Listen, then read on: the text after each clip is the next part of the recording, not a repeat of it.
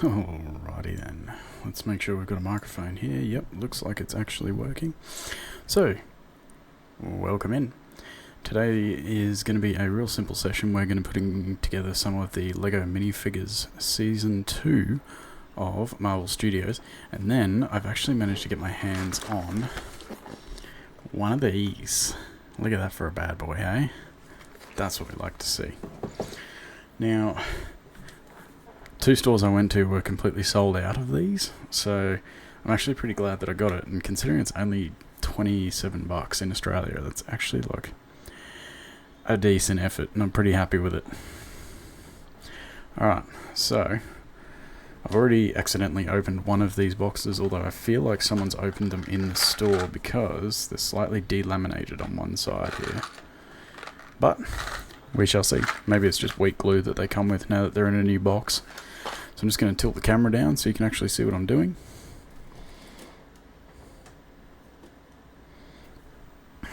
Alright. Hopefully that looks clear enough and you can most certainly see my very flashy keyboard sitting there.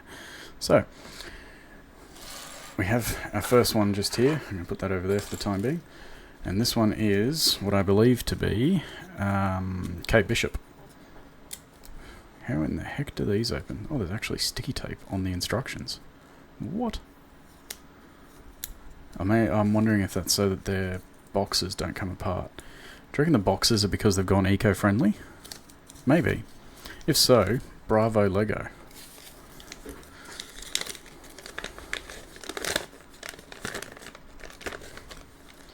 Alright. All looks pretty straightforward. So yeah. It's definitely Kate Bishop. She's even got the pizza. I like it.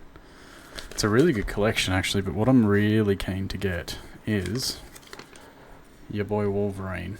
Mainly because he's got Juggernaut's head right next to him. But still pretty cool, right? Okay. LEGO minifigure number 1. So we've got a base plate. We've got a body, bow and arrow, quiver. That's cool. Don't see that very often. And oh my god, she has the dog. How good's that? Okay. Kate Bishop. Actually was not keeping up with many of the she's got 2 sides of her face. She's either like really beaten up and quite unhappy about it, or typical smiley Kate. We're going to give her... yeah, what do you reckon? Beaten up or smiley Kate? Any thoughts? Theories? Let me know. We'll decide that in a second. Get our arrows. Just got to make sure that we're actually putting them on the correct shoulder. Yep. LEGO's always difficult for me because bows don't make sense in this. What?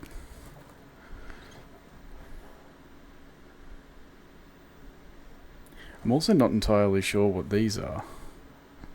There's little clear white pieces. I'm wondering if that's to hold the pizza. Possibly. But you could fit the hand in the pizza thing, couldn't you? Give me a second. Let me try this. Yeah, so the hand just holds the pizza anyway. Hits the spot. I like it. Hit the spot indeed. Good diddly. So what would those actually be for?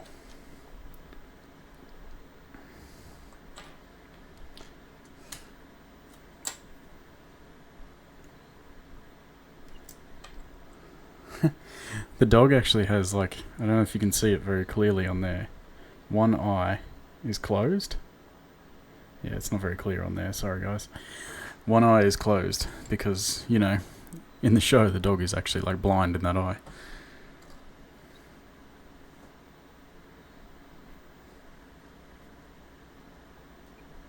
What the hell are these clear bits for?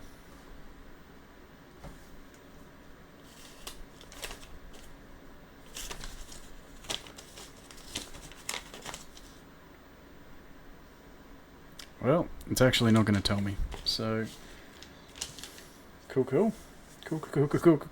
No doubt. Do they shape the legs at all? No. Can you use them as like jump bits? Not particularly well. I also don't particularly know what this piece is for. Does he fit on one of these? Yes, he does. Is it for the dog? Somehow. No. If anyone has any ideas what these clear little pieces are for, and by that I mean these little buggers, please let me know, because I actually have no idea. Alright, Kate, you're getting beat up. You're gonna suffer, but you're going to be happy about it. Oh, Kate Bishop. I love the way that Florence Pugh says that in the show. It's honestly, I saw so much of Florence Bishop in a short period of time. It's pretty hectic. Nice. So, Kate Bishop even has quiver on the back, arrows over the shoulder, and, just for good measure,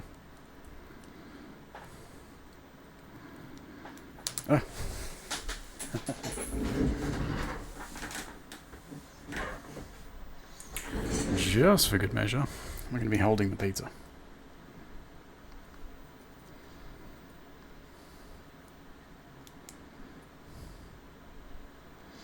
See? There's the old hit the spot pizza.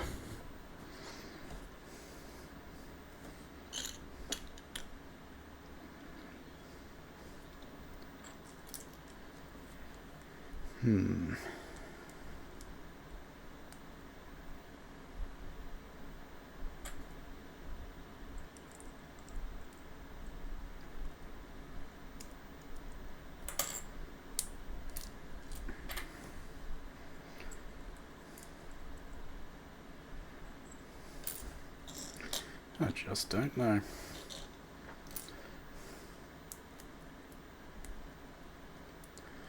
I'm sure I can Google this and find out what it's supposed to be. I'm going to take a quick squiz. What have we got?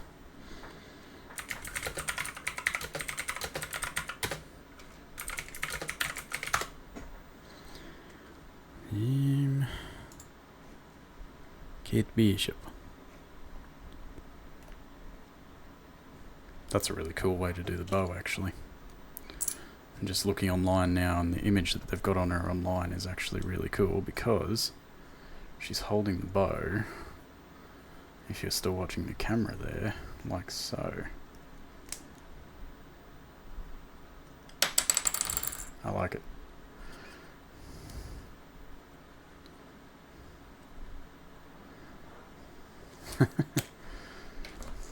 And then we have Lucky the dog.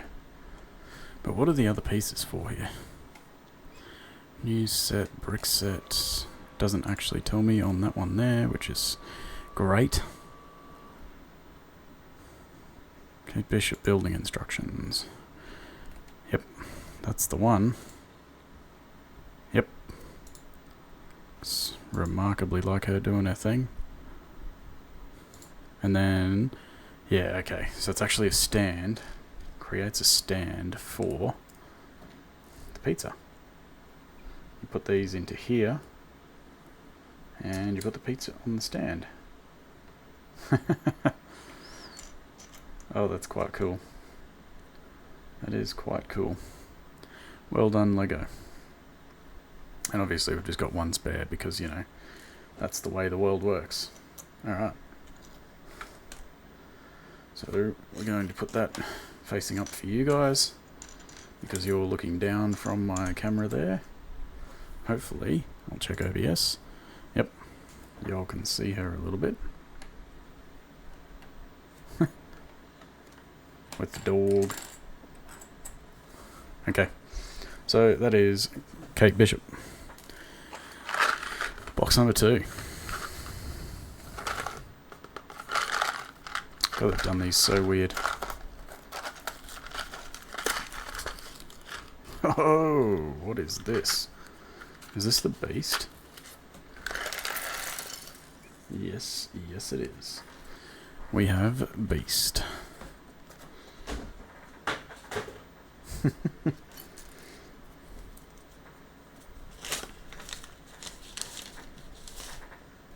So beast comes with a coffee mug.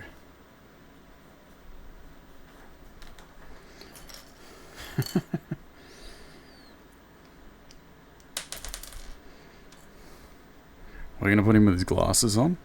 There's two sides to this, look. He's got his angry face. Or, try that again. He's got his nerdy face. How good is that?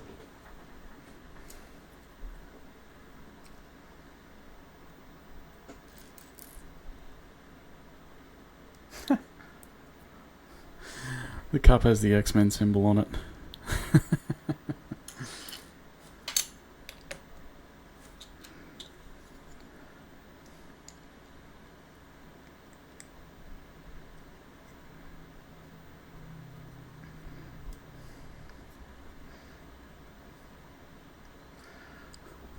I'm in love with it. He is hilarious. Alright, what's he got with him here?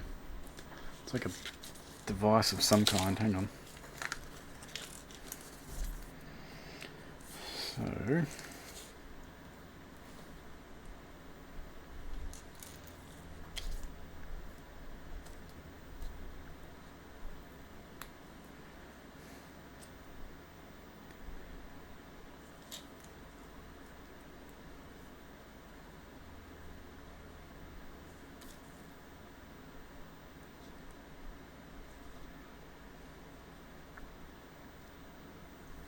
It's a microscope. I just worked that out. It's a microscope.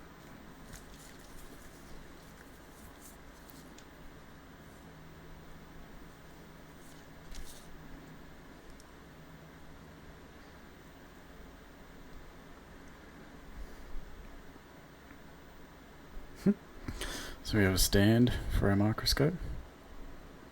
How clever is that?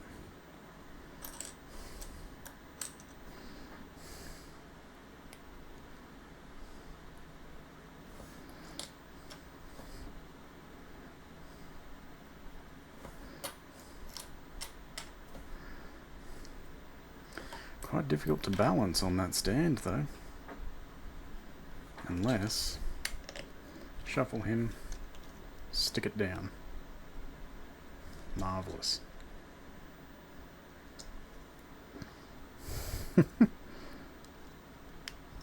Just get a better angle for it.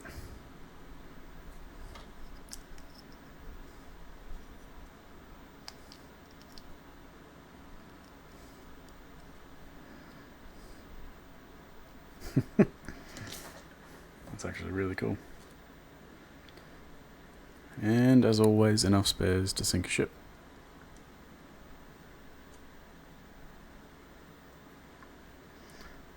I always used to try and make like weapons out of the out of the spares, but I don't think I'm gonna have that kind of luck this time. So, all in all,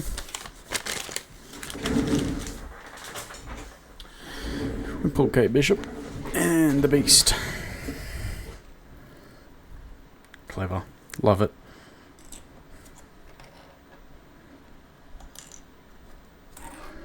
Kate Bishop. And dog. Lucky.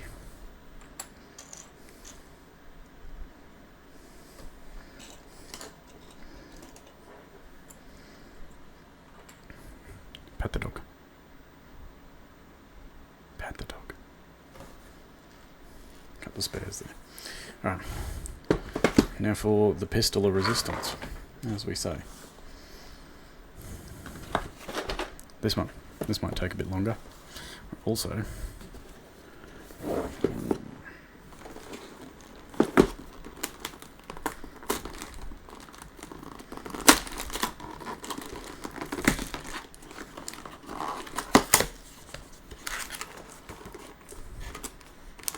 so yeah, obviously this is Lego Creator, so you could use it to make the old Sony style video cameras or a cathode ray 2V. For me, going to be the big boy though, the camera itself. I actually have one of these style of cameras, one of the original SLRs, and a lot of like very expensive film to run through it. Not easy to get it made up into pictures anymore, I'll tell you that much. And yeah, I've also got a couple of box brownies, like one from 1960, I want to say 69, 67, somewhere around there. I'm looking at getting one from World War I era though. I think that would be really interesting. It's crazy to me how much history these things would have. Alright, we're going to lower this. You get to enjoy the, let's call it ASMR of me opening plastic packets on stream. Gross.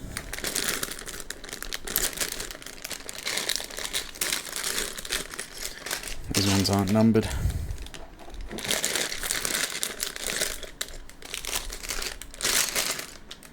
Okay, so we got, this is a separate instruction book for each one. Cathode ray TV, video camera, and a whole bunch of stickers. Camera. So those two back in the box for the time being.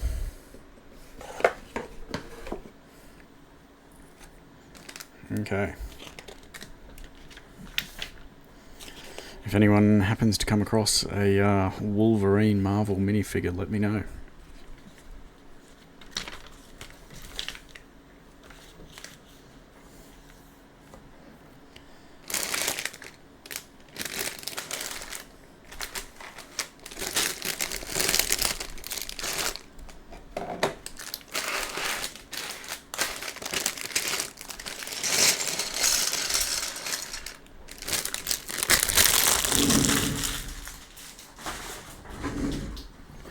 Always have to double check them.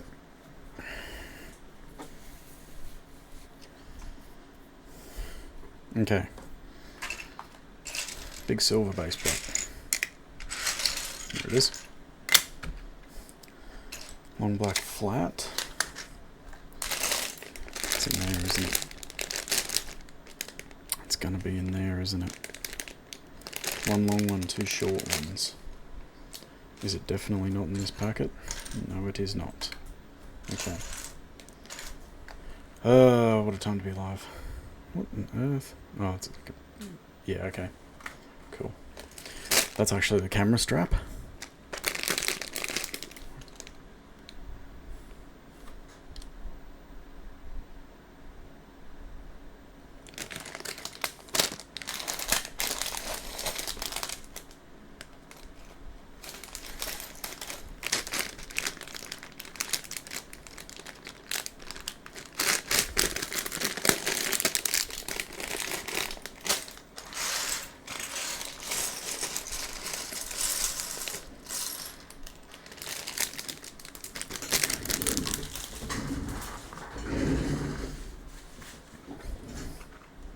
So we want the longer one, not the brown one.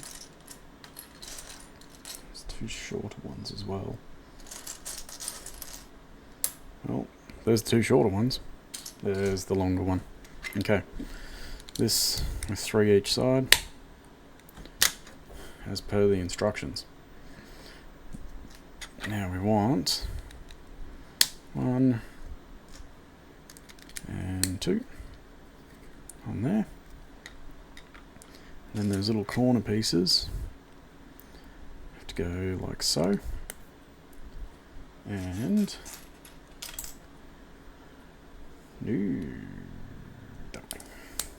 never mind my sense of direction being whack.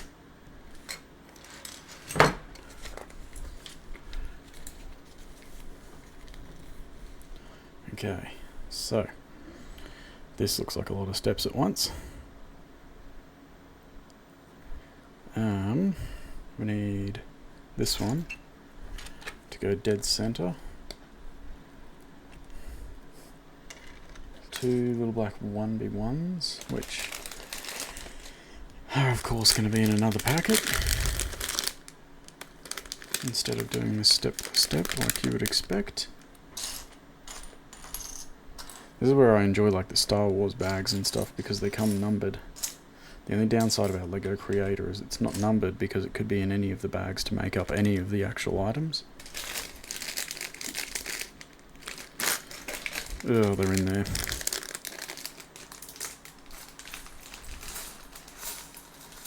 Ugh.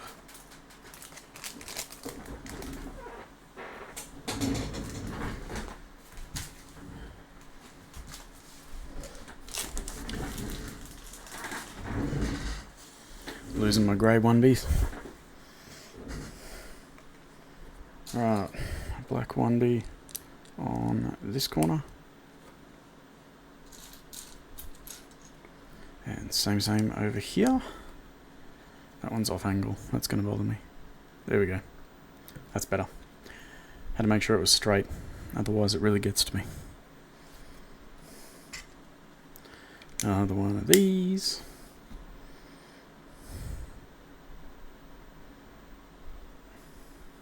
There's another one here somewhere. There it is. Blends into my black bench top. Not ideal. And we need 2 more of the grey corner bits to meet up. So, that way.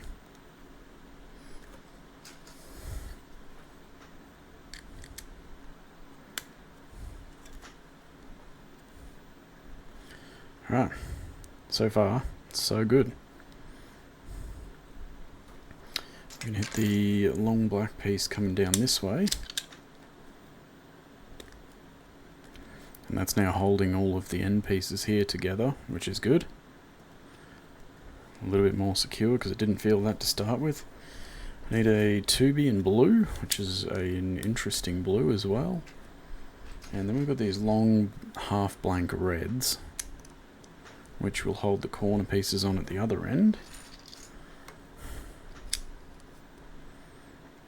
And a 2B in black, like so. Okay, so all in all, that's where we're at so far. It's very weird looking up and seeing that mirrored. I feel like I'm doing it wrong, but I'm not. Okay, now we have a whole bunch more blue, so this is interesting. One there, and one there. Yep. And then we've got 2 more long black flat ones. Come on. There's a thin one. There's a longer one.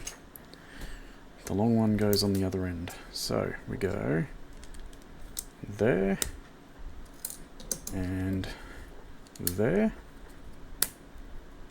It's a very satisfying click, isn't it? Now we need a whole bunch more of the blue tubies.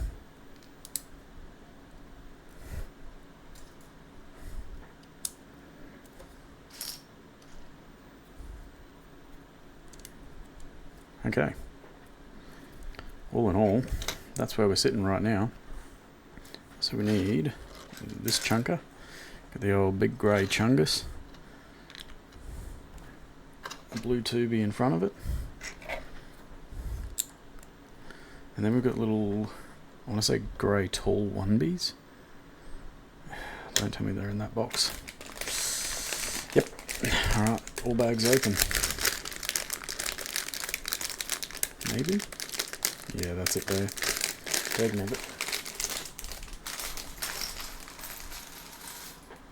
Okay, here we go.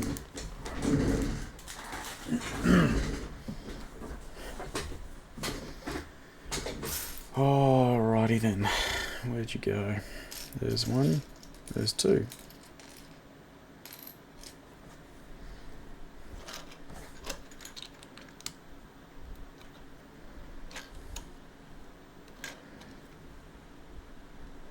Just making sure they're straight. Alrighty. 2 black 1Bs. There's one. Because this has got to stack up on this side. Yep. There's 2. There. There's 2.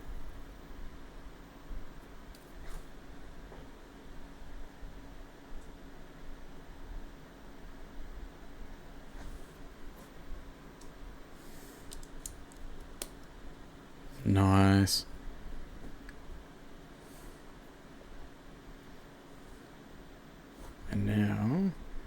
This one. Oh, how good was that? Just picked it up.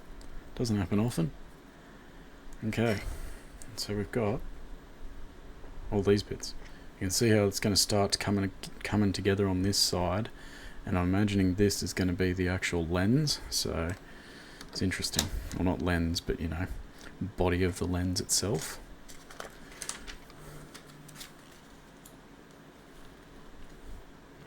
Give me 2 shakes of a sauce bottle here, guys.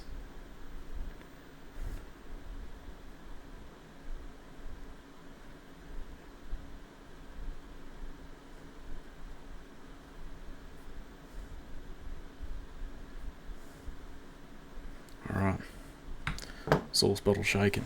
Now then, next we have another blue tubey stacking. Wait a second. Did I miss a step? Nope. Because that looks like it's level across the center there. Surely not. Yeah, apparently that's the way we're going. Okay. That was satisfying as well. And we need 4 of these little, how do I even describe it? Alternating side pieces. Like these. They're L shapes. I should say L brackets, essentially.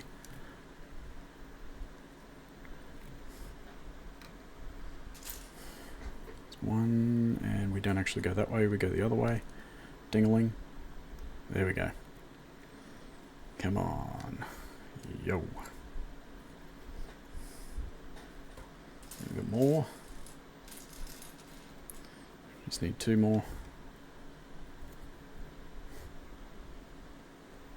Right there.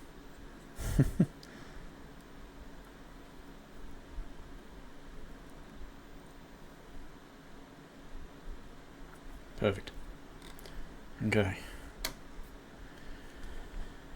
Corners. Corners.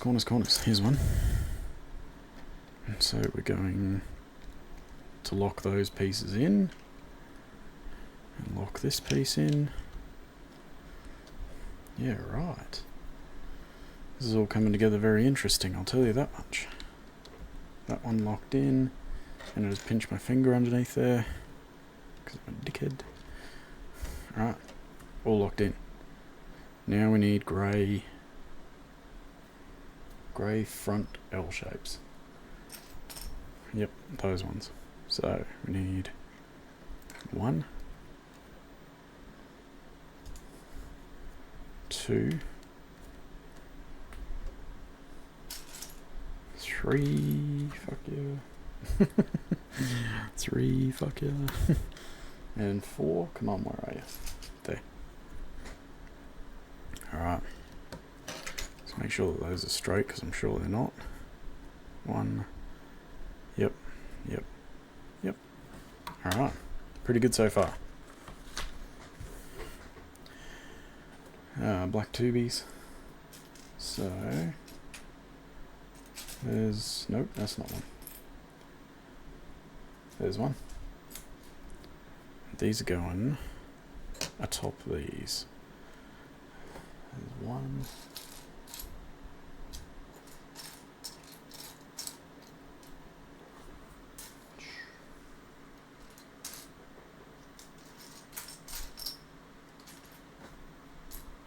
Aha, found it.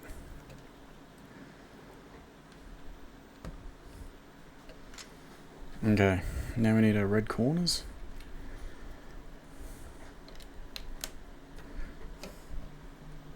It's 1B flat corner.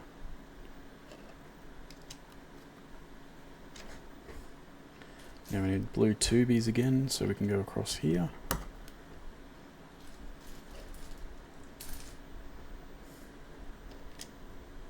Nice. And 2 more of the greys to go, grey front L's to go out the sides here. Okay. Interesting. There's the other one. Good job. Well done, brain. We've spotted things quickly today. Okay, there's one. Not quite, too far. There we go. Alright, those are straight now. Next page. It's actually quite in-depth for a creator set. Like, I'm very, very surprised at how good this is.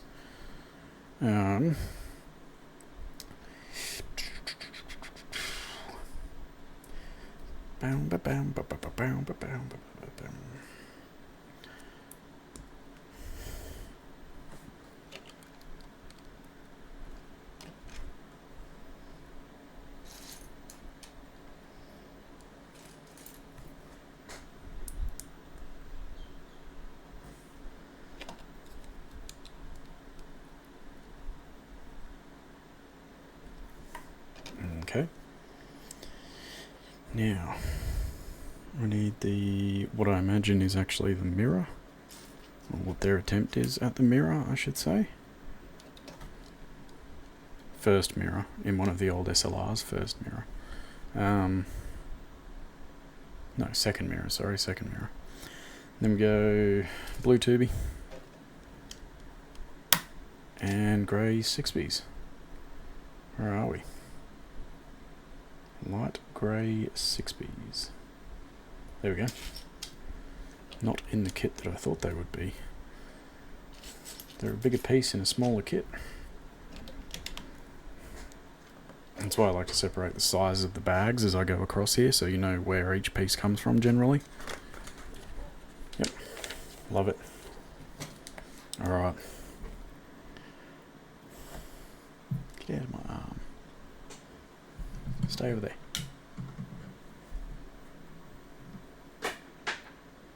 That was the sound of the cable dropping on the floor. Whatever. Alright. So now we need a black claw piece. Yep. With a red 1B. Like so. Looks a little bit like a fire hydrant, give or take. Here you go, dog. Piss on the fire hydrant. I tried. Now, same again for the other side. That claw, red 1B.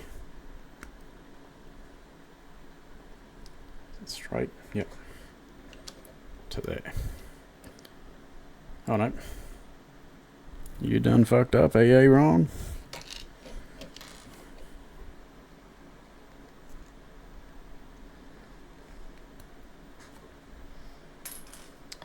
It's a white piece.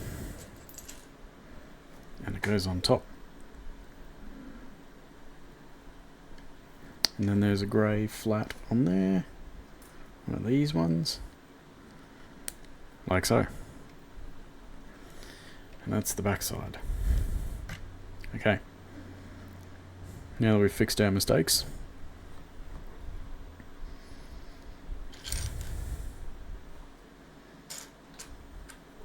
Black corner and red corner.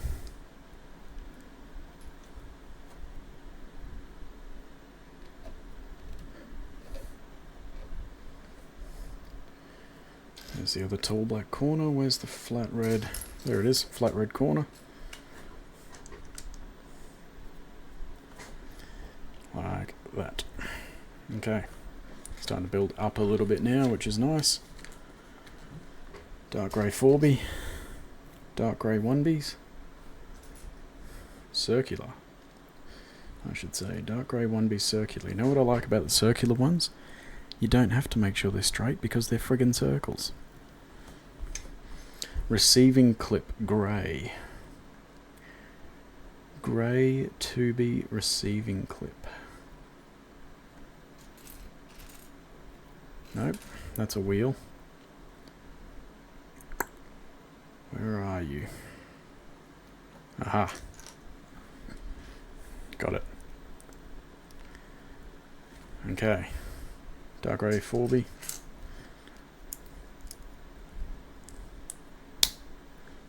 And we want a light grey. It's a flat with one either end. There we go. Look at that. Killing it today. Yeah, satisfying click. Okay, now we want male end of the receiving clip. That way. like so. Marvellous. And that is going to be, I'd say, the connection point for our focus. And at the back. Interesting they kept it so close to the body. Surprised they didn't have a couple of these going out, actually. Excellent. 2 grey tall corners, being 1 and 2. Just went straight over the top of it then, didn't I? Now we need 2 blue tubies, being 1 and 2. Excellent.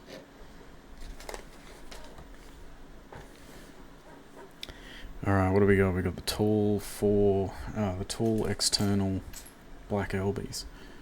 Let's go up. There's 1, 2, 3, and 4. Alright, check those. Nope, that one's not. There we go, that's better.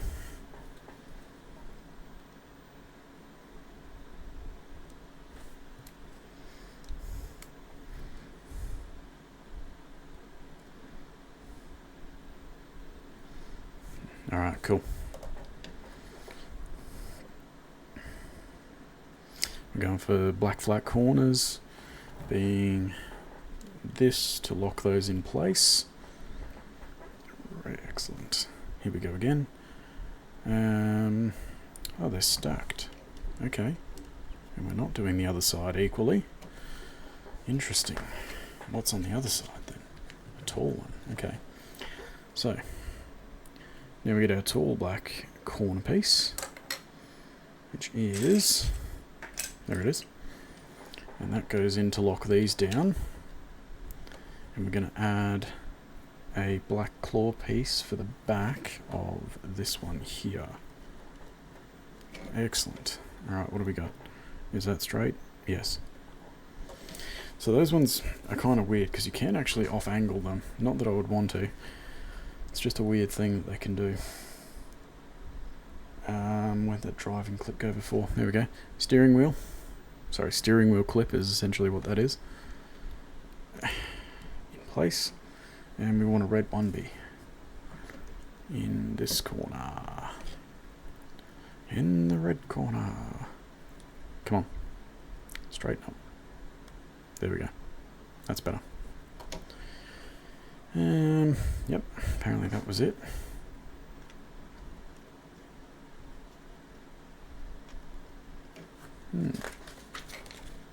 Where are we now? 4 silver downward corners. Silver downward out pieces. So that's 1. Yeah, right. Work out all these ones. 1, 2, 3, 4. Yep, so this one goes up here. This one goes obviously mirror to that one and mirror to that one. Like so. Checking straightness. There's always one. There is always one. Just has to be that guy, doesn't it? Okay, now we're looking at a stack of dark grey Technic connectors. So you got 1, 2. Where's the last one? There it is. Okay, stack of Technic connectors in there, like so. Lovely. Alright. So black corner, yep, black flat corner going around here. Like that. Then we want long thin black. And is that a 6? Yeah, that's a 6. Okay, straight across. Marvellous. Lock all those bits in. And we want a black 2B to cover off on the other end, which is that one there. Excellent. Now we're going to go for another... Yeah, right. Another 6B, but it's got 2 black corners central to it. 1, 2, like that, and throw there. Perfect.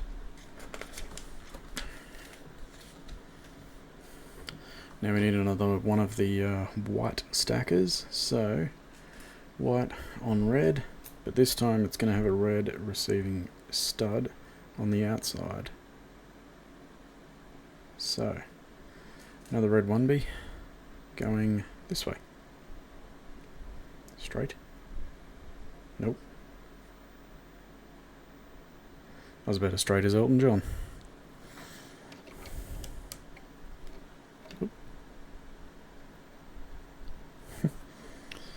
Okay, now we're actually moving on to a different piece entirely. So, we need this bad boy with this bad boy. Oh, son of a bitch.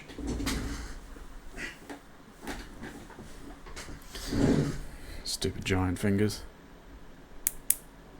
Not like King Charles though, god damn, he's got some sausage fingers going on. Okay, and then this goes onto the bottom of view, like so. I would say this will be our view and removal port on the back, like so. It's like, oh, you need all these pieces for it. Okay. So, flip it over. That's a lot of steps in one go. Where'd you get all the extra pieces here, guys? Okay, so you want 2 dark 6Bs, being 1, 2, 2 black thin 6Bs, 1, 2, and then it's 1 black slope and 1 black circle, being, oh dear, difficult. Is that the circle piece? Yep, that's the circle piece. And where's the slope piece that connects? Nope, nope, there. Okay. So, next page over shows us that we are upside down and we are going these on the outside for rigidity, one would assume. Adding these to the end as a locking mechanism, one would think. And flipping and having this connected to this and connected to these, like so. Now that then all goes on here. Haha!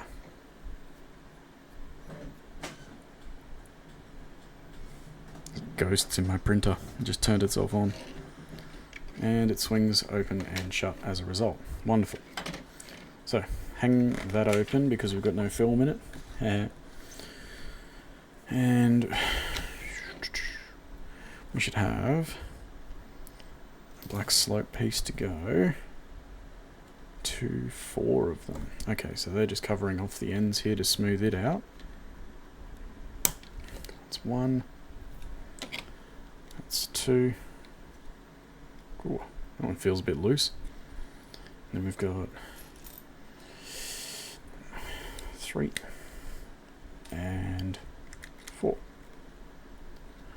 Okay. And then we need this to go on top there somehow. In line with that? Yes, in line with that. Apparently. In line with that.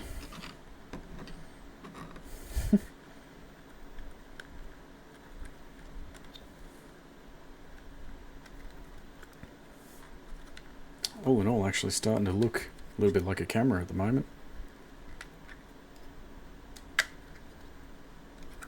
I appreciate it.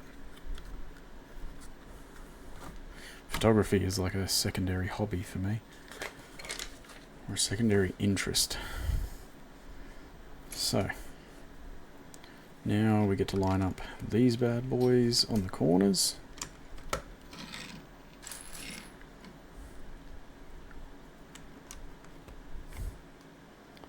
Where's the last one?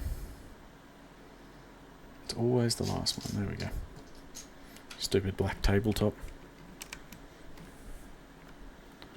Okay, and then we're adding a black flat plate with 2 8Bs on the back of it in blue.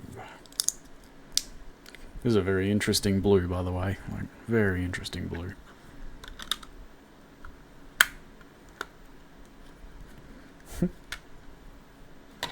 Make sure that's pretty secure. Ah. No, you don't. Okay, same for the other side. To seal up the front of the unit.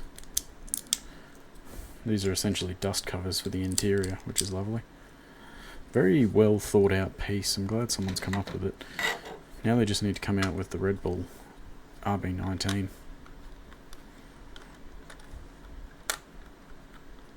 Okay, you open so I can get this on.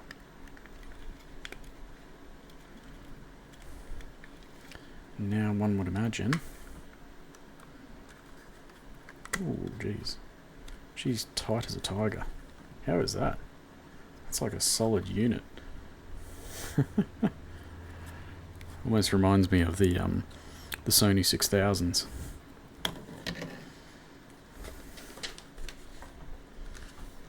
Yep, so we're putting another 4 angled black ones on to even out the front corners here. Like this. So 1... Oh my god, I gotta find 3 more of them. 2. Next time I do this, I'm going to put down a white mat, or like a green mat maybe, so that these things can actually stand out, because my god, I'm having trouble seeing them on the black bench top. Okay. That's the corners. It's actually a really, really smooth unit. Very appreciative of it.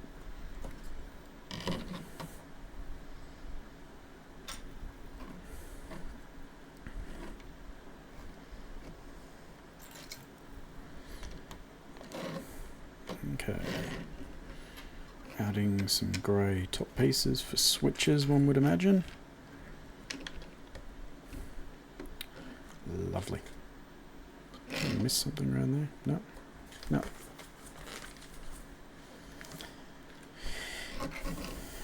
Now we're going to, instead of using 3Bs, which is odd, I'm not entirely sure why they didn't just go for tall 3 corner pieces in grey instead of a 1 and a 2 by there. It's not the effect I would have chosen, but I think it's because I've got to make it fit for the other builds in the bag, in the box I should say. So, a 1B and a 2B tall, to be or not to be. And then we want, what is that? We have another 1B grey that's going over on this side. Like so.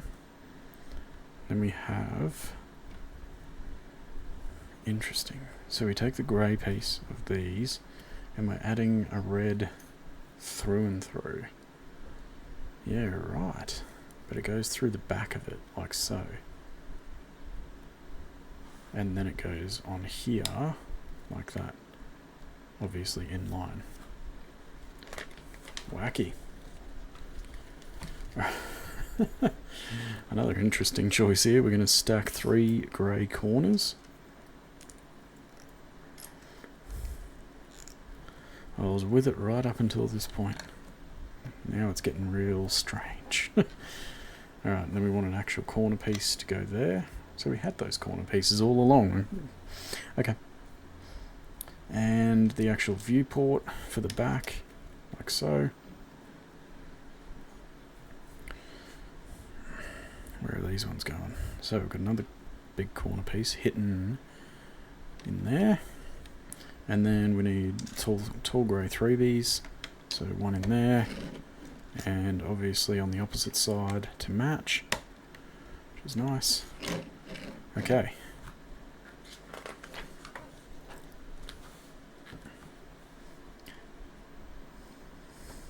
So we got 1, 2, and 3.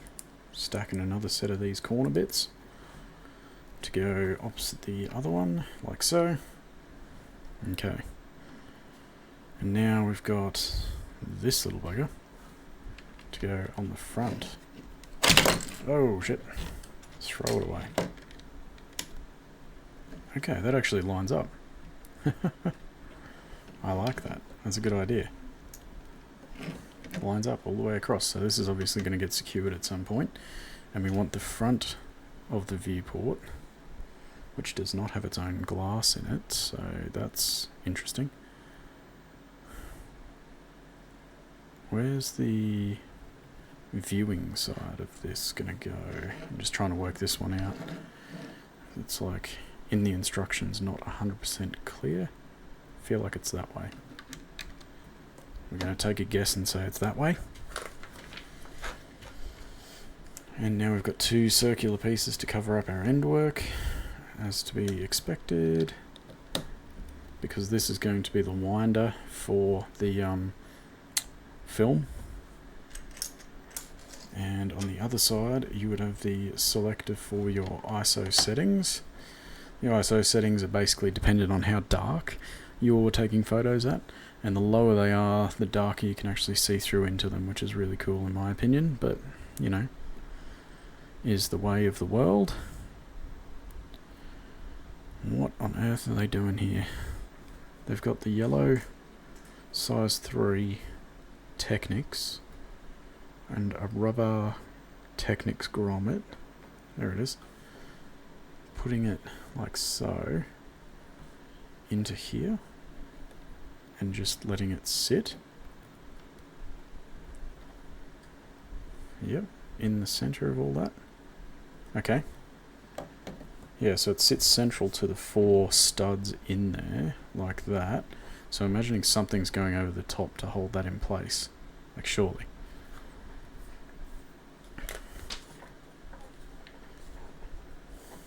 Okay, yep. We have a Holy 6B, a Holy 8B, sorry. And a circle, 4B circle, I should say, to go over the top of it, like this. And that's going to give us some sort of turning ability in there, I imagine. But what are we turning is the question. Hey yo, Spuddy boy, what's going on, mate? How you doing? Welcome on in. We are pretty well through this actual camera design, as you can see so far. It's probably one of the cooler sets I've done. We're looking at doing good. I'm absolutely living the dream, mate. If I'm spending my day building Lego on stream, that's what I'm doing. I'm actually really glad that I got a hold of this one though. This set was sold out at one of the shops I went to. So, real keen. How's your day been?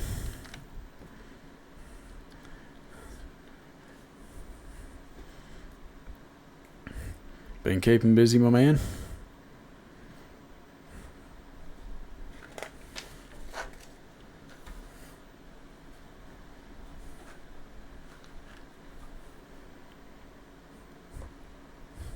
Ooh, what'd you make for food? Actually, yeah, it's about lunchtime, isn't it? What did you make?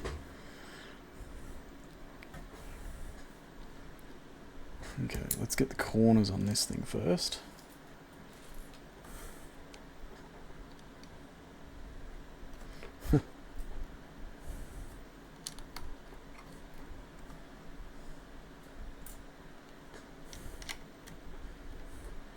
Haluski. What is Haluski? Oh, I've never heard of it. It's Polish. Yeah, right. Interesting. What is it like, what's it made of? What?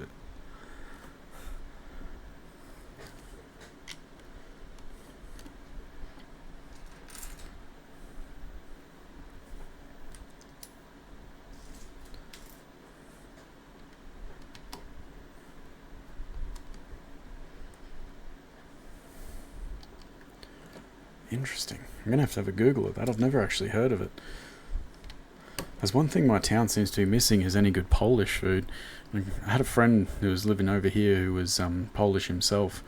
And, yeah, he used to complain quite a lot. There was, too much Southeast Asian food and not enough Polish food.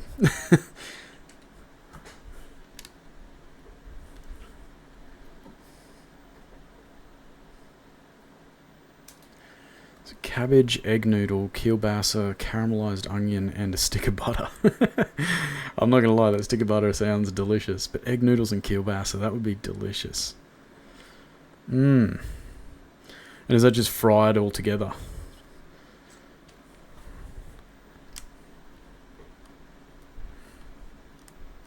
Now you got my mouth water, and that sounds amazing.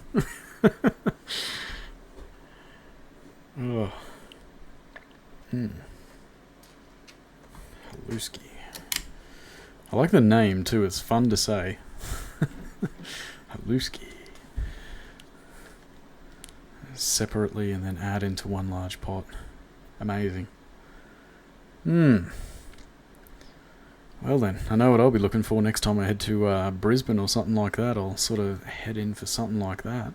Actually, I'm heading down there this weekend. I might even take a look and see if I can find something. Do you have any, yeah. Cool. That's definitely made my mouth water.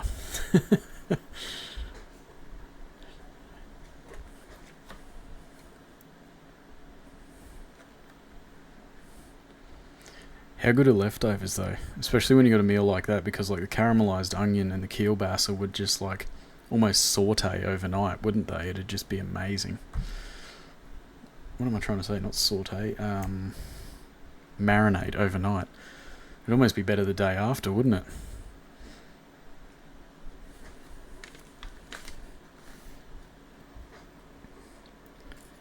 Oh, never seen one of these pieces before. Circle with a 1B in the middle. Whoa. I am so jealous right now, mate. That sounds fantastic.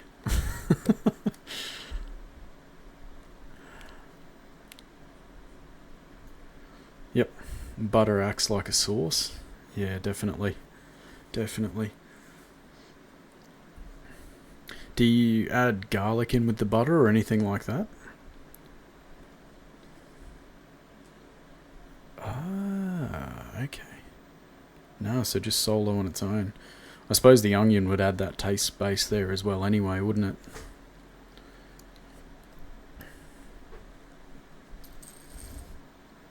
That's fair enough. It's not for everyone.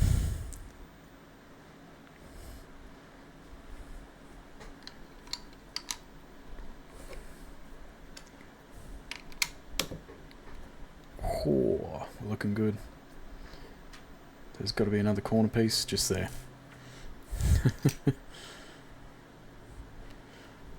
Oh. Yeah, I guess that's true, isn't it? I'm one of these people that drowns too much of my stuff in gravy, so it's sort of hard when you're looking at like, drowns my stuff in garlic, so the rest of my flavours tend to be have to be incredibly strong to get around it.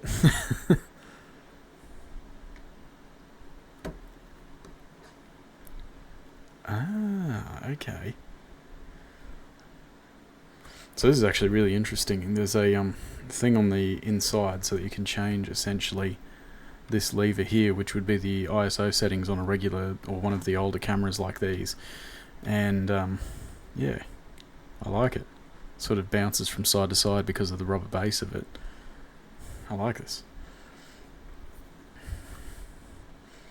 What other meals would you recommend from sort of a Polish base? Like I honestly don't know too much about it, but it sounds really nice.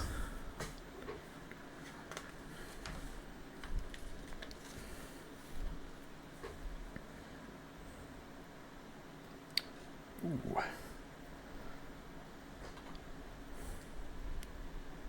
And that's going to go all the way down here.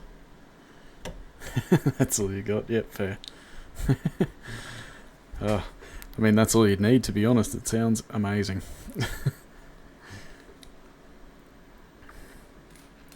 Okay, we're hooking this little piece. Check out these ones. I don't think I've ever seen something like that. It's a Technics piece, but it looks like your cross receiver on one end and the actual plug socket on the other. Absolutely wild. And then, of course, we're going to have the winding handle. So this is for winding the film in the old styles, which I love. There we go. It's tactile as fuck, so you actually, like, when you're spinning this, it clicks as it goes around. I don't know what's inside it that's making it do that, but I love it.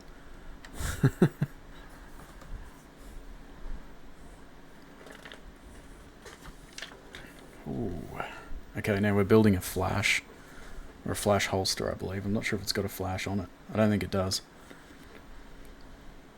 Alright, so we want a black 4B with a 1 receiver.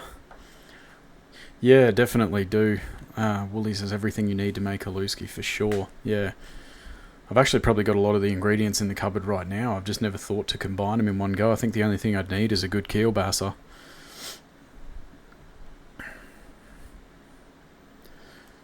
Mate of mine used to bring it with us whenever we went out hunting and stuff, but he'd fry the keelbasser like over the open fire sort of thing, and I don't know if it was just like the smoke added to it or something like that, but it was absolutely delicious every time. Okay, and then we're getting these little Star Wars pieces. Yep. So they use these for Star Wars walls and stuff. But obviously they're going to use that for the sliders on the side of the on the side of the flash receiver. And that's going to sit at the back instead of in the middle for some reason. I'm hoping there's something else going in front of it, but we'll see. Oh, now we're going to get some colourful pieces in here. Got our flatboard, our 4B with a 1. So, like you said, Woolies and stuff like that. Are you in Australia as well there, mate?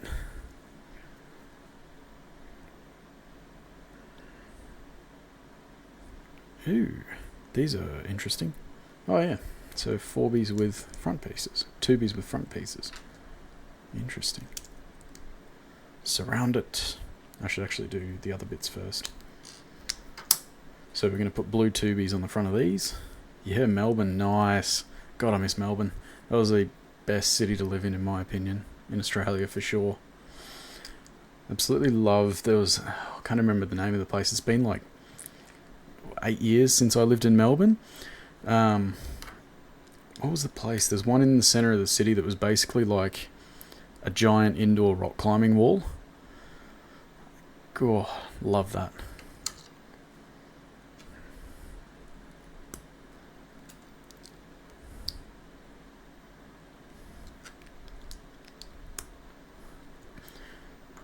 Do you go down to Lygon Street to eat often?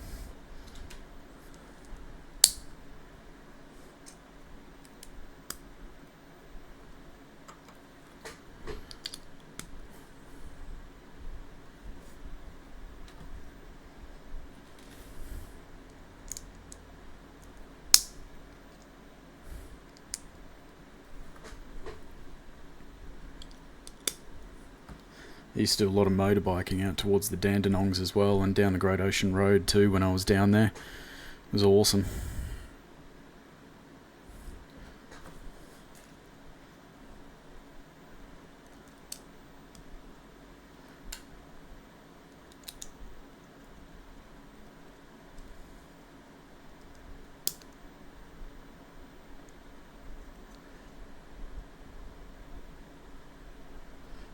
Got that nice and straight. Ooh, that one's not. Come on. So close.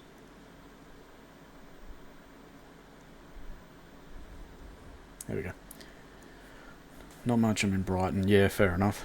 Fair enough. Oh, interesting side of the city though. Well then, where does this go? So we're making, yeah, that's right. Okay, so that was the receiver side of the lens. Okay, so that needs to go like that, essentially. Alright.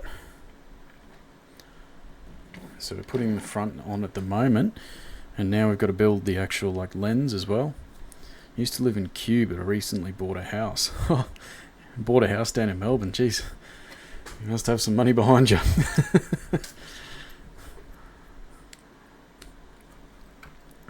Okay, then it's a black slider, like so. Just doesn't want to play the game. There we go. Insurance money. Okay, interesting.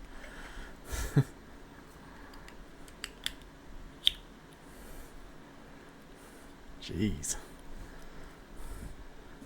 Is that a good thing or a bad thing? Oh, look at that. Okay, so that then plugs into that piece. And it actually spins like a real lens. Okay, so I'm going to add the strap, which is in here. Nice. Very nice.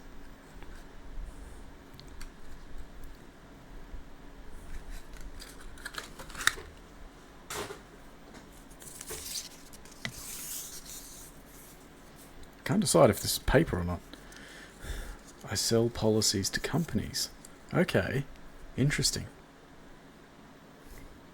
That would be worth a fair bit of money in each go, I imagine.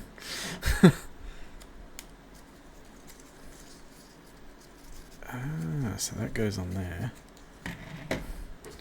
as a handpiece, but how does it stay on?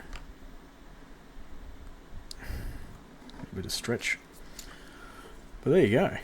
This is actually like a lot more in-depth than I thought, because you've got your hand, like your actual wrist grip here, wrist brace, which does not want to stay on particularly well. I'm going to have to find a way to put a cover on the end of that to almost like hold it in place. And then you've got the lens on the front actually like twists and has focus. No, so not Polaroid, it's actual film. Like, so you can open the back across here, and this is where you can put a stick of film in the back of it, which I think is what I'm going to be building next, is the film to go in the back of it here, because I've got a bunch of stickers to make it out of. But everything in this is like movable, openable. I guess like the play value of this thing is fantastic, but the model of it is really accurate. I'm quite surprised. So yeah, you've got your focus ability on the lens itself. You've got your ISO selector up here, or shutter speed, give or take, depending on which model of camera you're looking at. Then you've got what would be the actual clicker. If it had the ability to do that, it'd be cool, but I think, yeah, that's just the way it was. That one doesn't do anything, but it's there. And then you've got the winder for the film. It's interesting that they couldn't include a flash mechanism, but I can see why, because usually the flash on these things was almost as big as the camera themselves.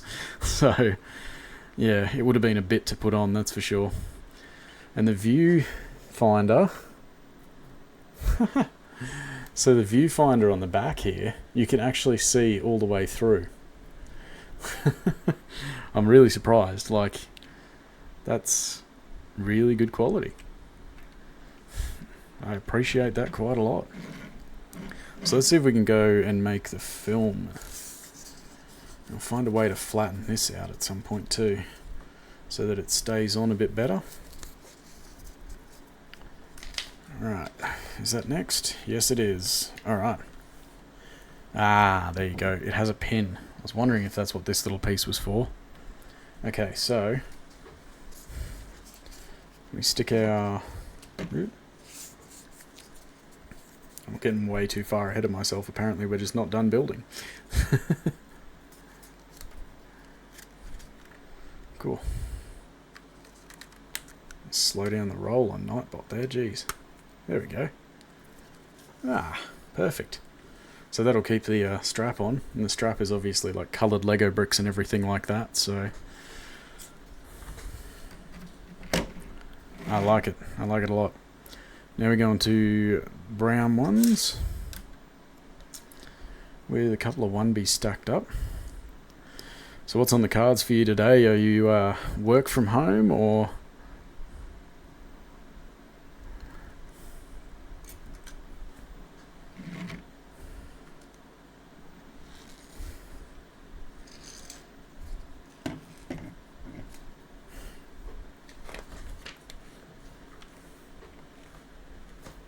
Ooh, a whole bunch of 2x2s with clear sheets in them.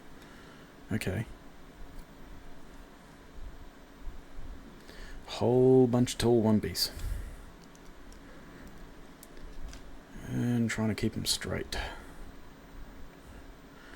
Oh yeah, what sort of car have you got? If you don't mind me asking.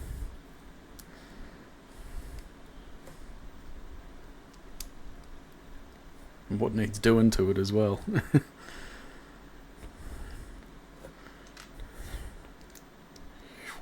Okay, now long flat piece, corner to corner, like so. Now this reckons 3, 5 and 6. Okay.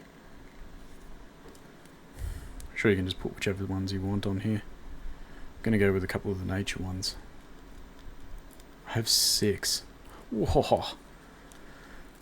I would not want your registration bill, I'll tell you that much. That's awesome. Let's try and get these as straight as possible.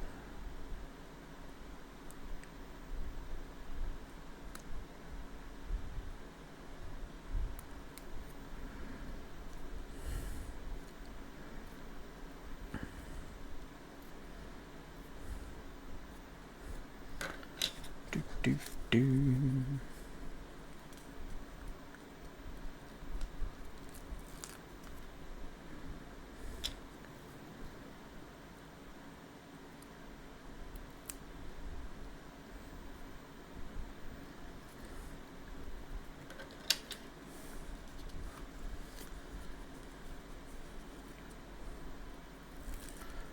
So which one are you working on today?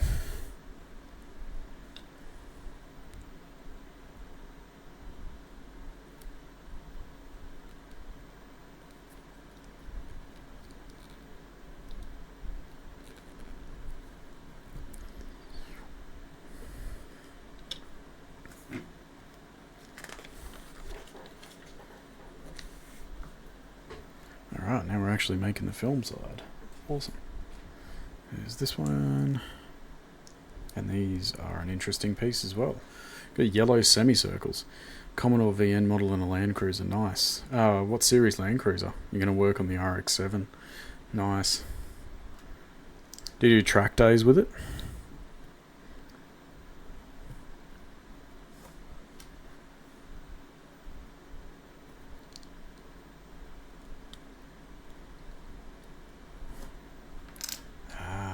So it goes up like that. Yellows and corners is how it manages it. I don't have time. Awesome. Which tracks do you hit up down there? Albert Park or do they let you take cars on Phillip Island? I can't remember.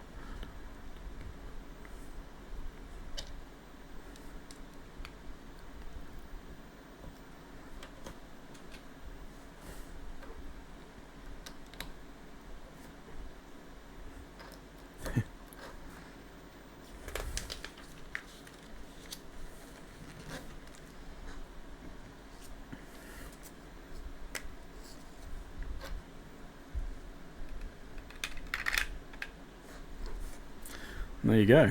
Film in the back of it.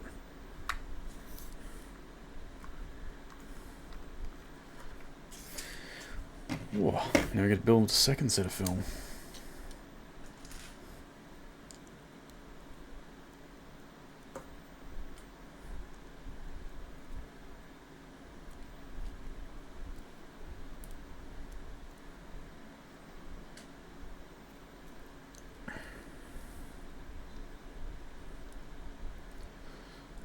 Always wanted to take the motorbike around Phillip Island when I was down there, but never got the chance because I was always pretty bloody busy with work at the time. But yeah, it's one of those annoying things though, like the Phillip Island MotoGP is on during October when it's my missus' birthday.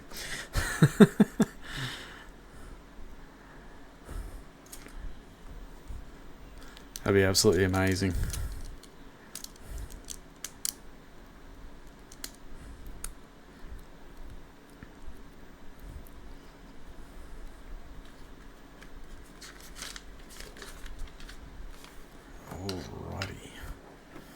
last of the random stickers to go in.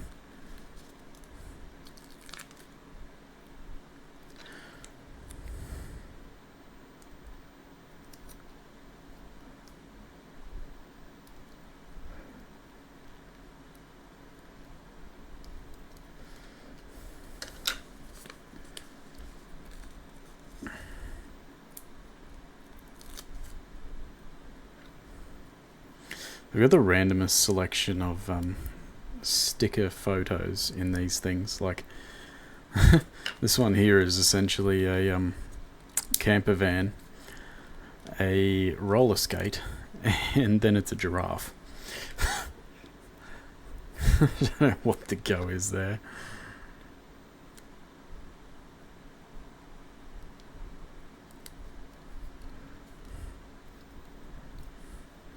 But the film itself is actually really cool because it's pretty see-through.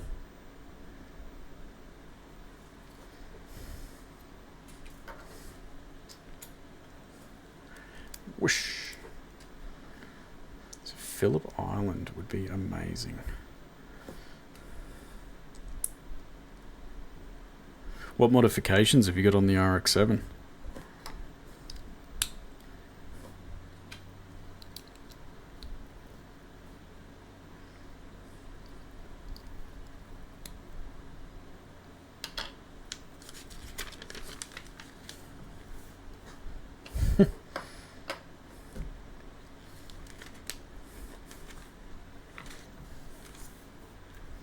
Alright, so that's actually the set complete. With its, in a week I'm going to track the NSX at Norwell. Oh, happy birthday for next week. That sounds like a fantastic way to spend it. Oh, how's the NSX run? And what year model is it actually? Like, that's a...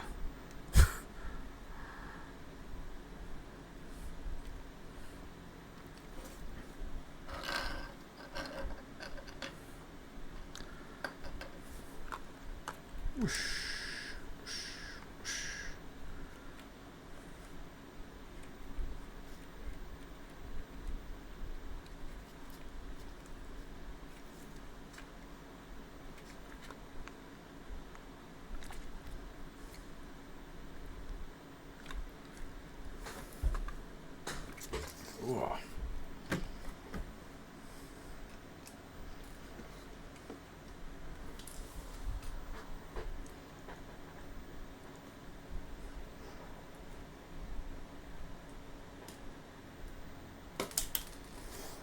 So many things flying around here. All the spare little 1v1 pieces I've got a collection of floating around somewhere.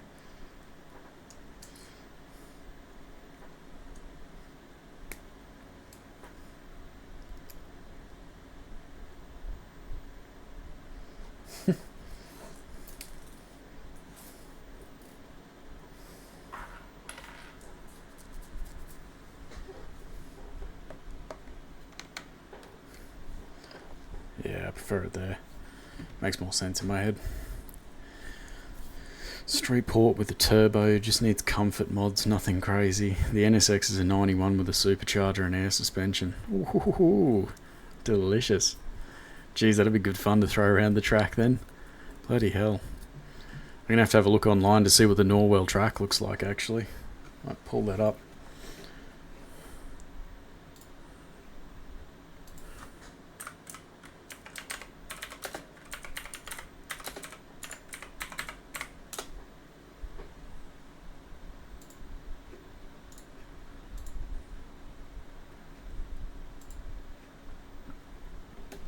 Ah, yeah.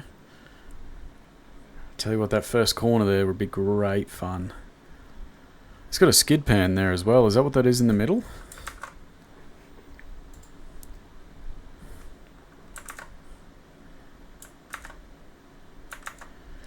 Ah, yes. Norwell, is that where they run skid control?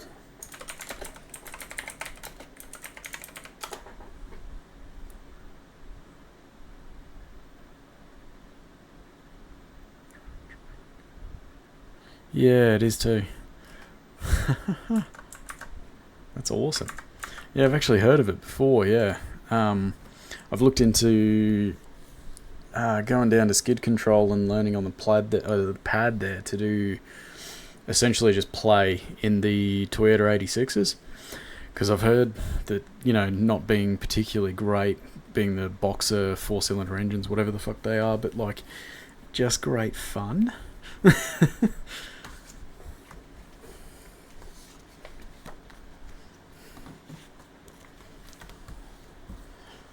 Oh, right.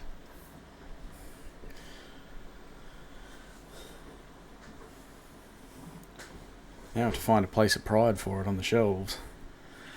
Yeah, I'm actually really keen on the TGRA 86, the Toyota Gazoo Racing. They had it on before the Bathurst this year, and I'm just like, where has this been all my life?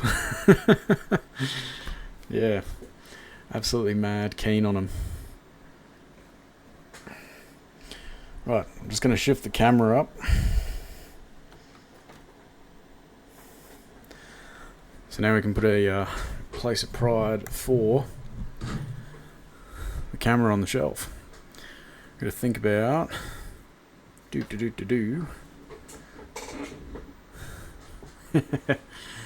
Yeah. You know what they say about fellas with big beard? Costs a lot in conditioner.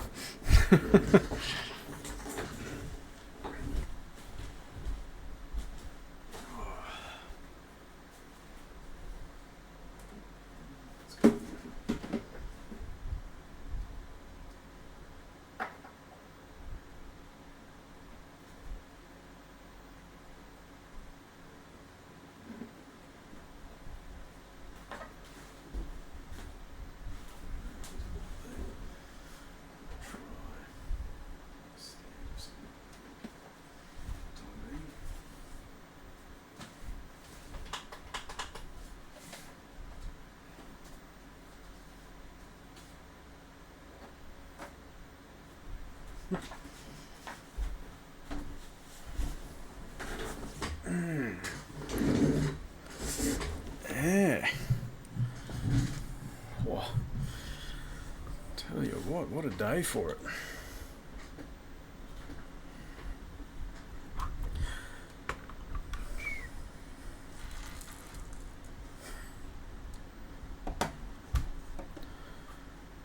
Right. Well, now I've got to try and decide whether I'm going to jump down on the racing chair and maybe play a little bit on the 86s in iRacing.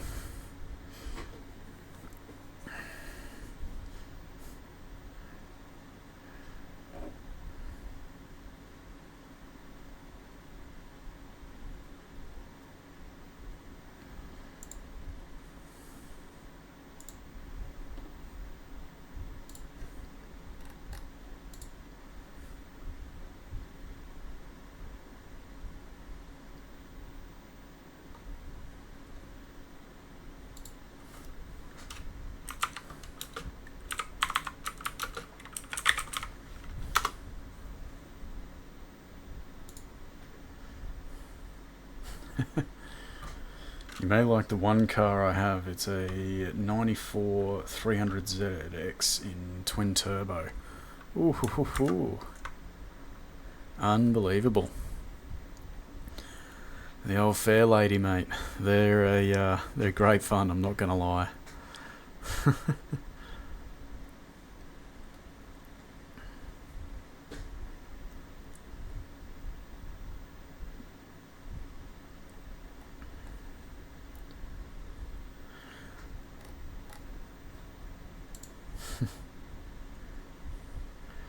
So you're driving up to Brisbane to take the car around, or?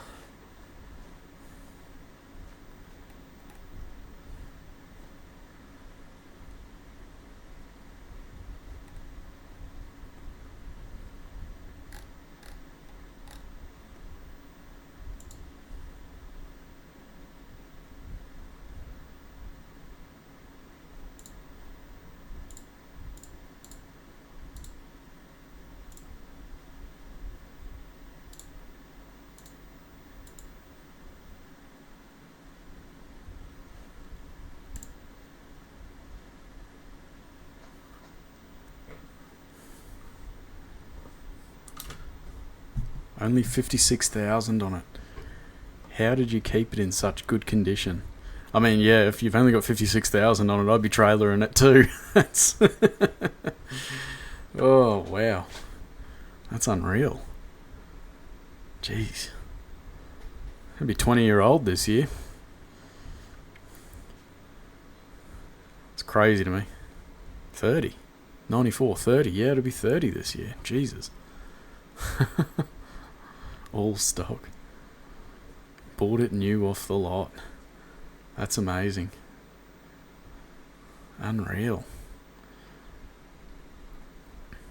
One owner, 30 years. Can't say that about many Nissans getting around, I'll tell you that.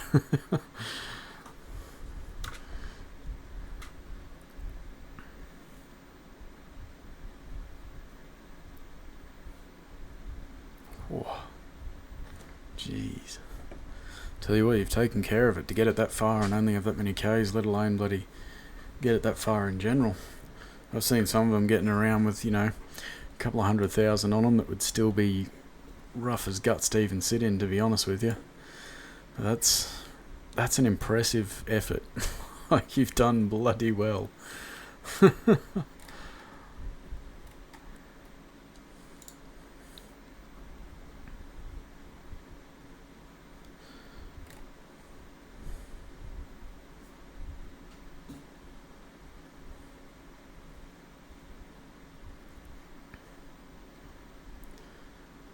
Have you put it on a dyno since, or recently?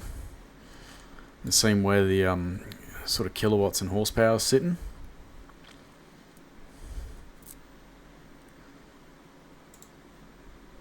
Because I have the off-putting car too. It's not all fancy things. I mean, we've all got to have a daily driver, don't we? Oh, geez, I wish I had a car lot like that. Bloody unreal. I got more classic sort of stuff, so 1955 FJ panel van is one of them, which is delicious in baby blue. But that's, yeah, that's definitely not pulling 300 horsepower, I'll tell you that.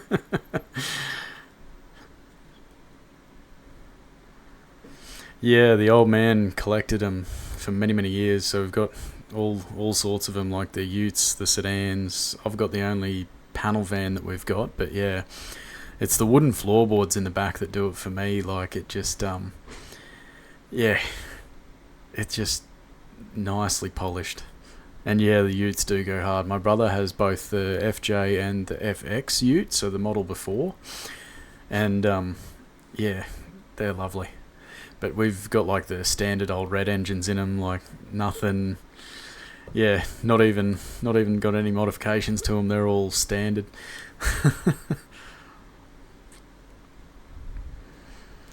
Yeah.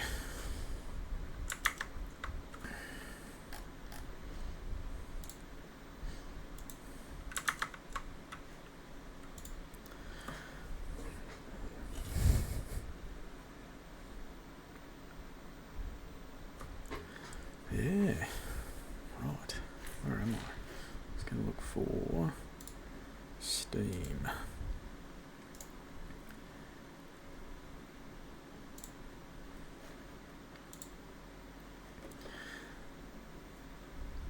Ooh.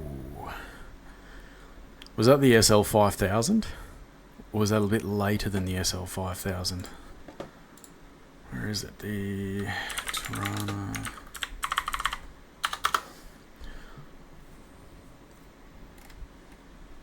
That's right, the SLRs were 5,000. They were from 74 to 78, that's right. Cool. Even so, bloody unreal they are.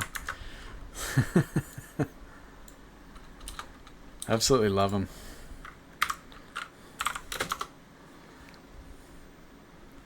Jeez.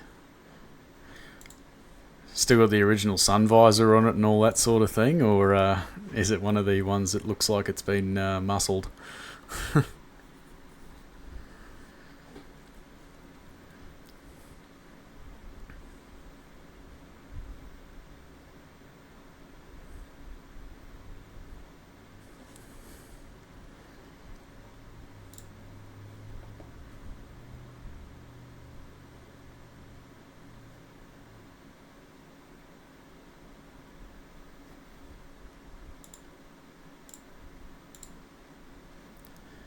He's had it nearly his whole life. Well, it was originally my grandfather's. Wow. No, she's unmolested. It's alright, nothing wrong with that when they're that old, trust me. Can speak from experience. There's a little bit of me that cringes when I see like the bright red leather seats in the FJs, and you compare it to the baby blue of the outside of them. You're like, but I'm not going to change it for the world. Oh, there's something about them, hey. And I always have like this, I try to keep the general rule of if you can't see the ground through the engine, probably not going to work on it.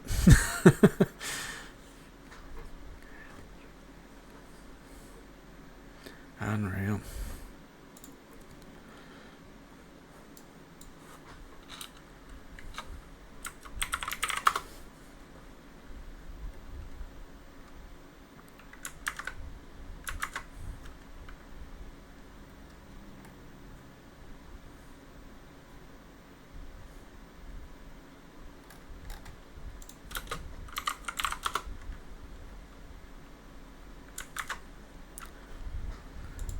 Working on the Z is a pain, yeah, I bet.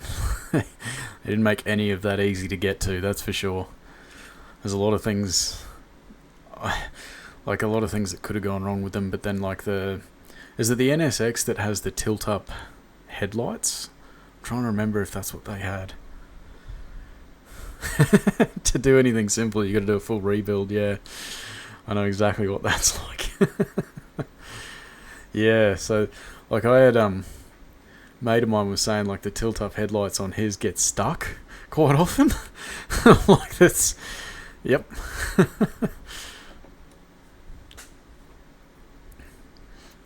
Yeah, jeez. I love them though.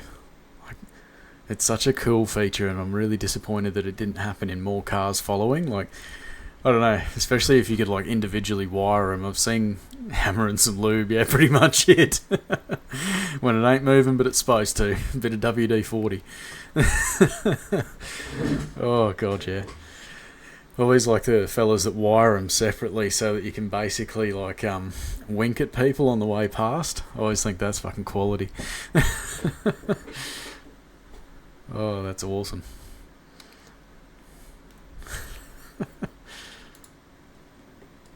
Yeah, one of my mates recently bought one of the 1970 and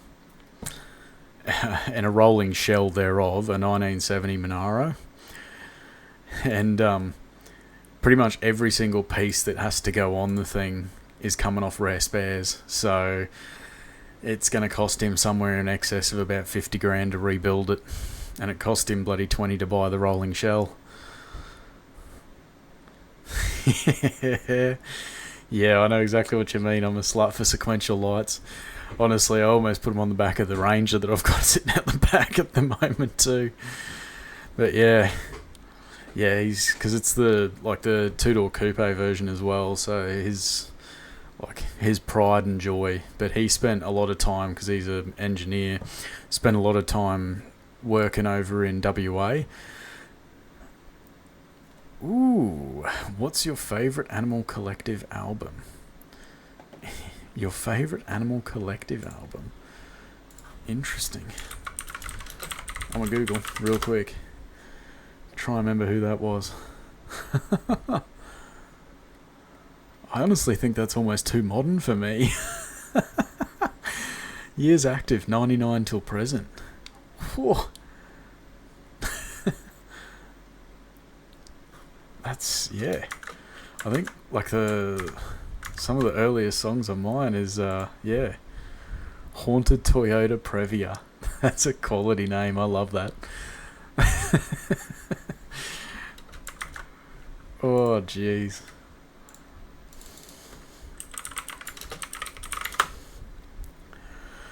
And honestly with you, I can't name a favourite Animal Collective album because they're a bit too modern for what I'm used to.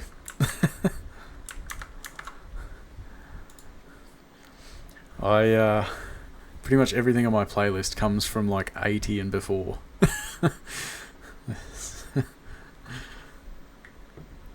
But yeah, the Previa. You look like a corn enjoyer.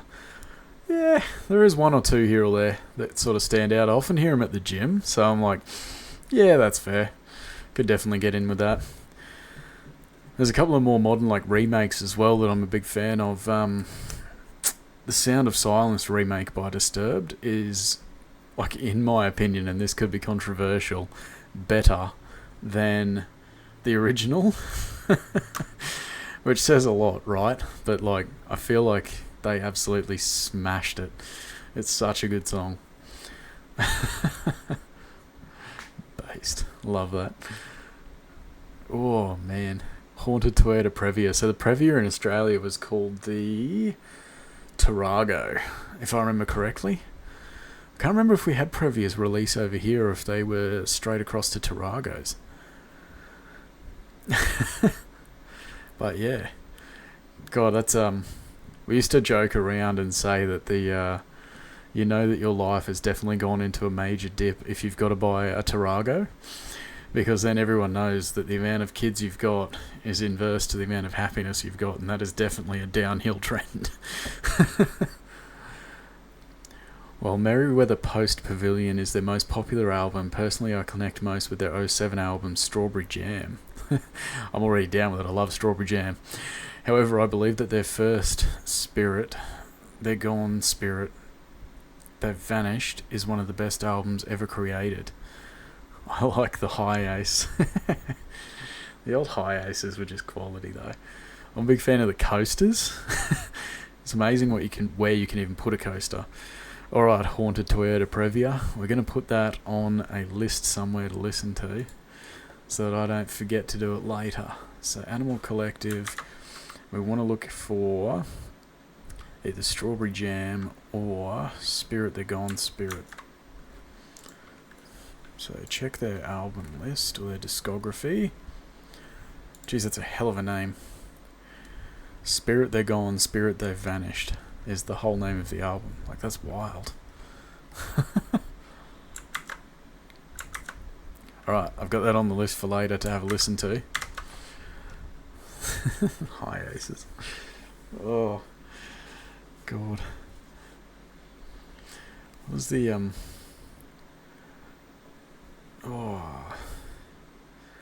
there's one of the families in town here that actually, like, drives a coaster bus for their family, because their family has, like, somewhere upwards of 12 kids. One of the members of Animal Collective has a solo project called Panda Bear, whose music is like listening to 8 Beach Boys songs at the same time. Jesus. Okay. Alright, we'll add Panda Bear into the list as well.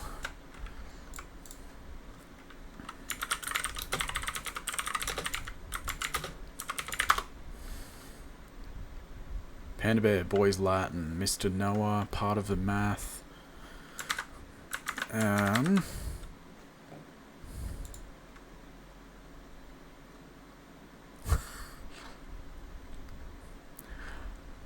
My French is limited to 4-letter words. I'm not gonna lie.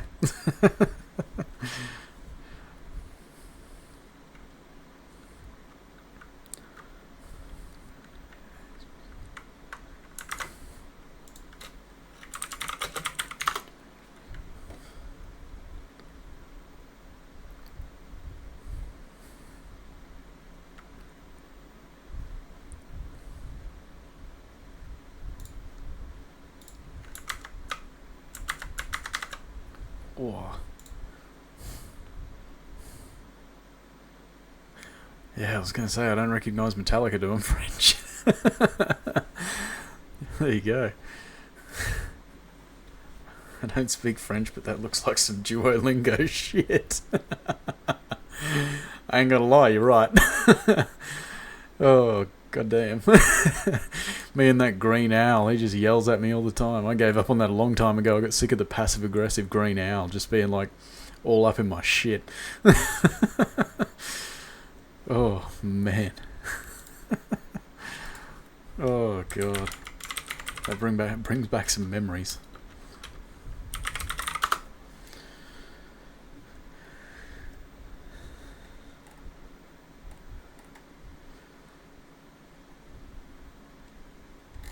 Jesus. The message behind a tout de le monde, a tout le monde. That's a dark fucking set of lyrics right there. I'll tell you that much. Real dark set of lyrics.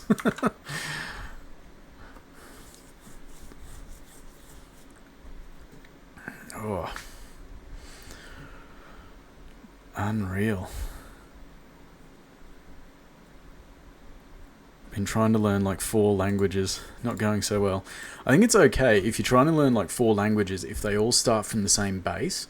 So like if you were to learn Italian and French and Spanish at the same time, there's a lot of crossover between them all because they're all based out of Latin originally. So because I've done a couple of different languages like German, Arabic, things like that. It's just like, yeah, as long as you can get sort of like the base words, and especially with Italian and Spanish, so much of it is crossover. But yeah, as I said, I gave up on the little green owl a long time ago. German, Swedish, Japanese, and Mandarin Chinese. So those are all very different languages. Like German and Swedish have a couple of crossovers, but not by much. Like, not by much at all. There's more between German and Danish than there is German and Swedish. But yeah, it's all pretty. That's an interesting list. Japanese, I often found that like if you're watching anime, what is it called? Subbed instead of dubbed. Like, then you can start to pick up on quite a lot of words as well, especially if they're like kids shows and like animated kids shows, because like, yeah, they use simple terms and stuff like that. But my Japanese is terrible. Like, I have not watched enough cartoons.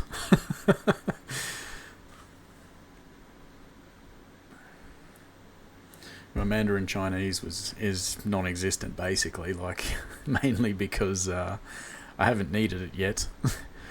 I'm yet to see if we bow down to our Chinese overlords in the future. Yeah. Well, I'm still absolutely starving because of the food you mentioned earlier. So I'm probably going to jump off and make myself some decent lunch. And I'll definitely add, before I do, I want to throw Haluski onto my list of things to look into later so that I know and remember to do it. God damn, that looks good.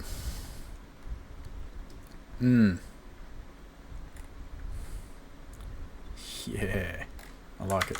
I like it a lot. Oh yeah, cannot wait. I'm gonna see if I've got ingredients here. As I said, I don't have a kielbasa right now, and yeah, I do have Discord. The link should be sent out by Nightbot just before. Yep, just just pasting that one in now. So that's the Discord link just there. And I'm just going to see if I've actually got anything on there right now. Set it up a while ago. There's a lot of like racing tunes and stuff for Formula 1 2023 on there. So it's a decent little jump. Logitech G Challenge, and there's me. This one here.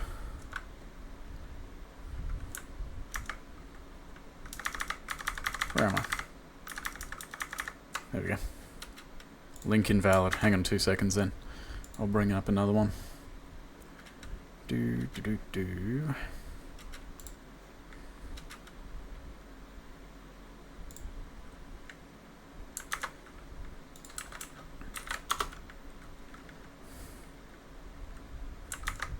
Let me know if that one works for you. And I'll clearly have to go through and update my links in... Yep, there you go. Must have worked perfectly.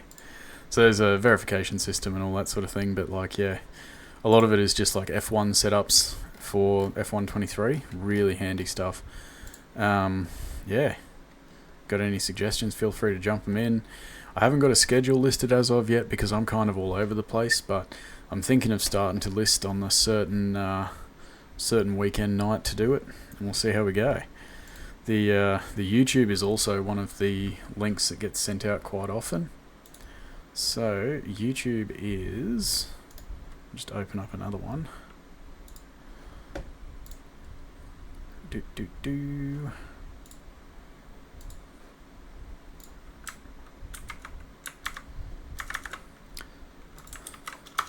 Yeah, so YouTube's all on there. There's a lot of gameplay at the moment of me pushing through Baldur's Gate as a bard, which is really entertaining, to say the least. They've got some real sassy one-liners. It's just absolutely wild. And yeah, obviously when I'm not doing that, I'm on iRacing or I'm on Formula 123. Bards are just hilarious. Like the bard class one-liners in that game just blow me away. As soon as I see them every time, I'm like, ah! I fucking love it. Problem is I am losing like years of my life into this game for sure, because there's so much to do in it. And yeah, it's just great fun. Have you played Baldur's Gate 3 yet?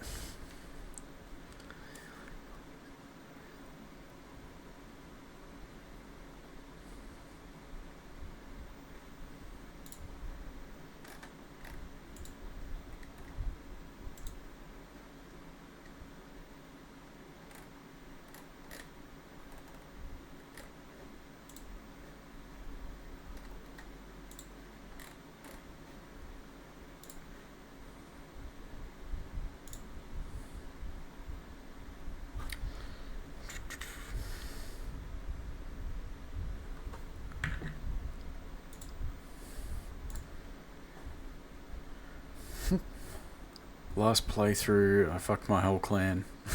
How did you fuck your whole clan? Jesus. Why is my thing so sensitive?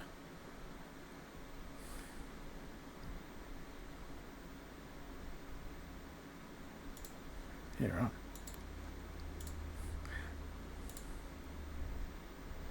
Nat 20 charisma on everyone. Yes. Oh. God, that's lucky. I was actually playing D&D 5e. We started a game with a mate of mine that lives around the corner. And so I'm playing through as a wizard this time, because I've never done a spellcaster before. I've only ever done a bard, paladin, and druid. But my rolls aren't going so well in real life. I actually have really bad luck. Like, I hit 2 nat 1s in the space of an hour. I was like, this is like a 1 in 400 chance. I've only rolled the dice like 5 times in 1 hour. How am I getting 2 nat 1s? So naturally the DM is like, yes, you've started a forest fire, and now you've also twisted your ankle trying to run away. Great.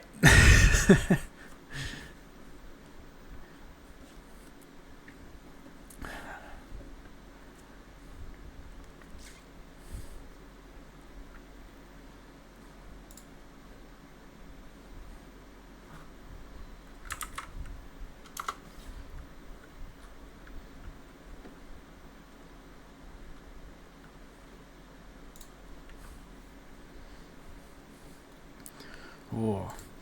Alrighty, mate. As I was saying, I'm gonna head and grab some lunch. I haven't touched D&D in ages.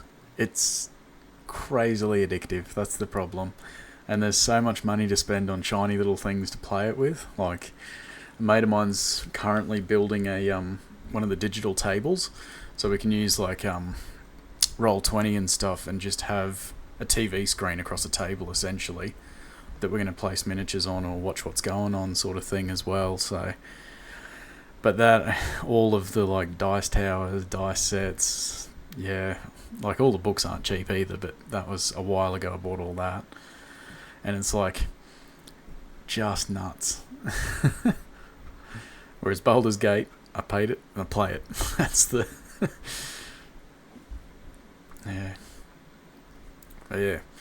Alright, man, I'm hopping off to grab some lunch. Oh god, plastic crack. Not 40k. Oh. Oh man. That's one that, like, I've been disallowed at home from playing simply because of the sheer cost of it all. Like, fielding an army of that size, and it didn't matter who you went with, it was always going to be expensive.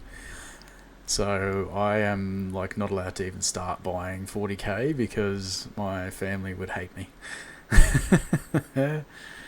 Yep, plastic crack is literally what it is.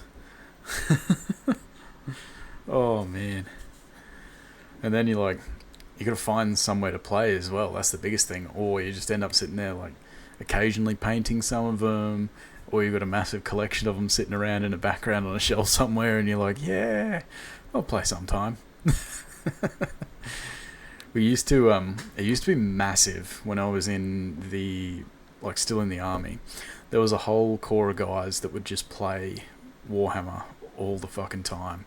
And funnily enough, it was the, not tankies, but ASLAV drivers who just absolutely loved it, like lived and breathed it. It was almost like their own little war zones every single night. I started when I was in year 12. Lucky. That would have been a good time, because then you couldn't have afforded too much at once.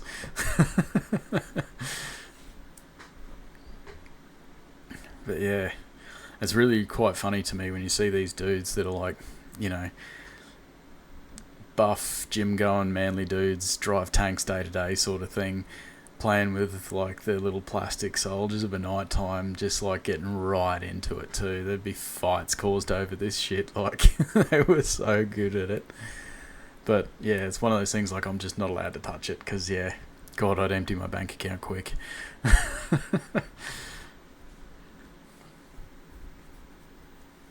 Oh.